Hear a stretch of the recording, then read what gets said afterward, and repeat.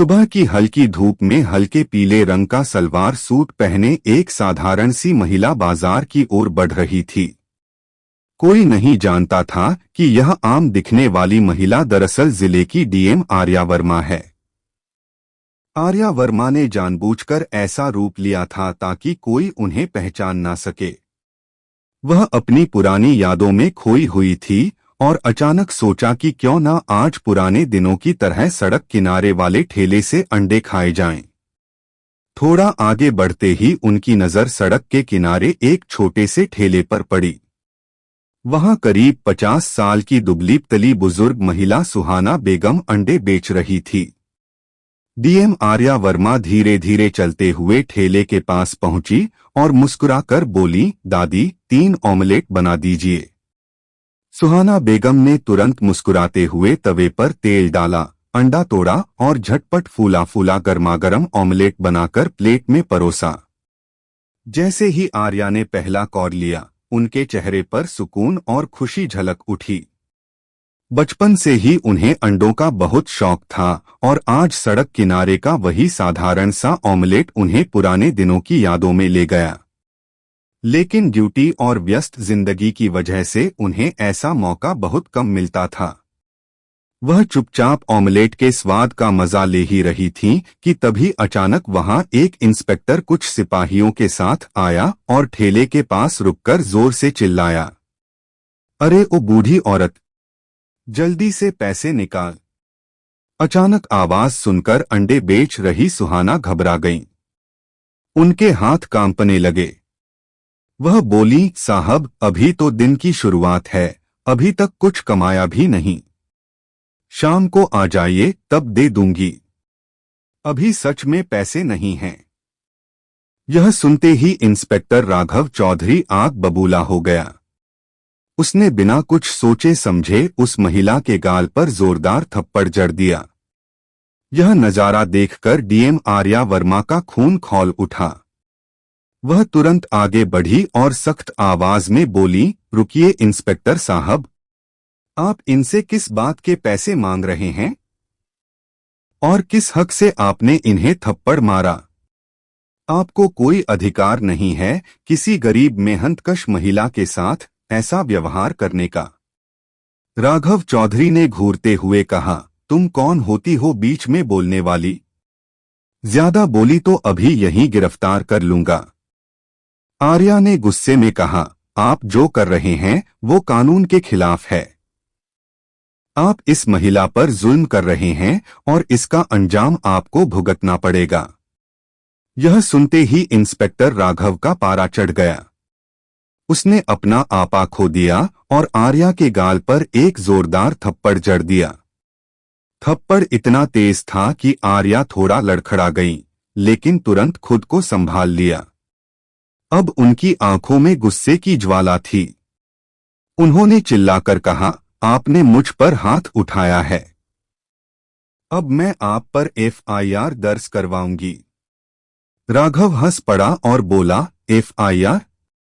यहां चलता है राघव चौधरी का डंडा। भाग यहां से नहीं तो यहीं पटक दूंगा। यह कहकर वह फिर सुहाना बेगम की ओर मुड़ा और गुस्से में ठेले पर लात मार दी। ठेला उलट गया और सारे अंडे सड़क पर बिखर गए। सुहाना बेगम की आंखों से आंसू बह निकले। वह घुटनों के बल बैठकर बिखरे अंडे समेटने लगी और रोते हुए बोली, हे भगवान, यह क्या हो गया? इंस्पेक्टर ने डंडा उठाया और बुजुर्ग महिला की पीठ पर दे मारा। वह दर्द से चीख उठी। यह देखकर आर्या वर्मा और सहन नहीं कर सकी। वह आगे बढ़ी और बोली, माँ जी, आपको किसी से माफी मांगने की जरूरत नहीं है। यह लोग गरीबों पर जुल्म ढाते हैं और इन्हें शर्म भी नहीं आती। अब मैं इनकी औकात दिखाऊंगी। राघव ठहाका मारते हुए बोला, तेरी औकात क्या है? भाग यहां से वरना उठा के थाने में डाल दूंगा। वह और उसके सिपाही हंसते हुए वहां से चले गए। आर्या सुहाना बेगम के पास गई और बोली, माँ जी, अब आप घर जाइए, इनका हिसाब मैं चुकाऊंगी। सुहाना कांपती आवाज में बोली, बेटा तू क्या कर लेगी? वो पुलिस वाले हैं। हम गरीब कुछ नहीं कर सकते। आर्या ने दृढ़ स्वर में कहा, अब बहुत हो गया। मैं उन्हें उनके किए की सजा दिलवाकर रहूंगी। अगली सुबह आर्या ने खुद को साधारण महिला के रूप में तैयार किया। लाल रंग की सलवार सूट पहनकर वह थाने पहुंची। अंदर इंस्पेक्टर राघव ऊँघ रहा था। पास ही दो सिपाही चाय की चुस्कियां ले रहे थे। आर्या ने सख्त स्वर में कहा, सुनिए राघव। वह चौंका और बोला, क्या है? क्या करने आई है?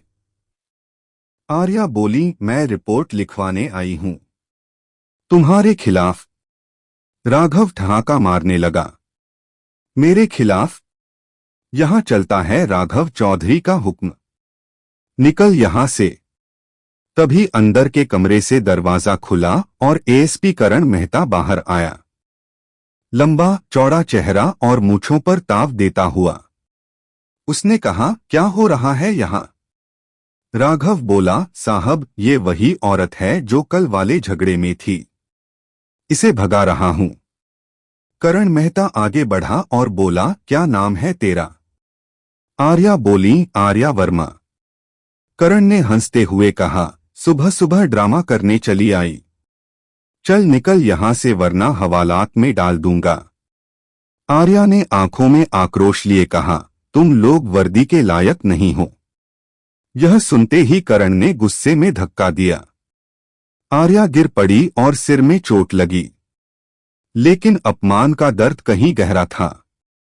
वह उठीन और बोली, अब तुम्हें ऐसा सबक सिखाऊंगी कि जिंदगी भर याद रहेगा। करण ने हंसकर कहा, निकाल इसे बाहर। और उसे धक्के देकर बाहर निकाल दिया गया। थाने में सिपाही हंसने लगे, देखो बड़ी आई थी गरीबों की हमदर्द। पर अगले दिन का नजारा ही अलग था। सुबह सुबह सायरनों की गूंज के साथ पूरा इलाका थम गया। डीएम आर्या वर्मा की सरकारी गाड़ी थाने के सामने आकर रुकी। उनके पीछे सुरक्षा काफिला। गाड़ी से उतरी डीएम आर्या वर्मा, चमकदार बेज रंग की वर्दी, टोपी सिर पर सजी हुई। पूरा थाना सन्नाटे में डूब गया। अंदर बैठे करण मेहता और राघव चौधरी के चेहरों का रंग उड़ गया। वही औरत जिसे उन्होंने कल अपमानित किया था, आज डीएम बनकर उनके सामने खड़ी थी। आर्या ने ठंडी लेकिन सख्त आवाज में कहा, याद है कल क्या किया था तुम दोनों ने? दोनों चुप। अब अपनी औकात याद रखो। वर्दी उतारो और हथियार जमा करो। उन्होंने अपने साथ आए एसपी को आदेश दिया, दोनों की वर्दी उतरवाओ। वर्दी उतरने के बाद आर्या बोली, अब इन्हें वहीं ले चलो जहां सुहाना बेगम अंडे बेचती हैं। जनता के सामने इनसे माफी मंगवाई जाए। पूरा बाजार गूंज उठा। भीड़ इकट्ठा हो गई। आर्या बोली, याद रखो, जो गरीबों पर जुल्म करता है उसका यही अंजाम होता है। करण और राघव कांपते हाथों से सुहाना बेगम से माफी मांगने लगे।